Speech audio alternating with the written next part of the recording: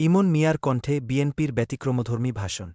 ভাইয়েরা আমার, আমি ইমন মিয়া বলছি, এই দেশে এখন গণতন্ত্র খাঁচার পাখি, আর মানুষ খাঁচার ভিতরে। ইমন মিয়া বিএনপি করে বলে জেল খায়, মামলা খায়, লাঠি খায়। আর যারা চুরি করে, তারাই হোন্ডায় চড়ে মিছিল করে, পতাকা উড়ায়। আমি চুরি করিনি, আমি সত্য বলেছি। সেই অপরাধে ইমনের মাবনকেও ঘরে থাকতে হয় ভয়ে।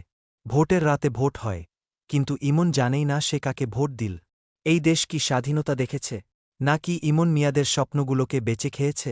ইমন যদি প্রতিবাদ করে, তখন বলে, ও তো রাষ্ট্রদ্রোহী। কিন্তু ইমন মিয়া তো দেশদ্রোহী না, ইমন তো দেশের আশায় বুক বাঁধা এক হতদরিদ্র সৈনিক।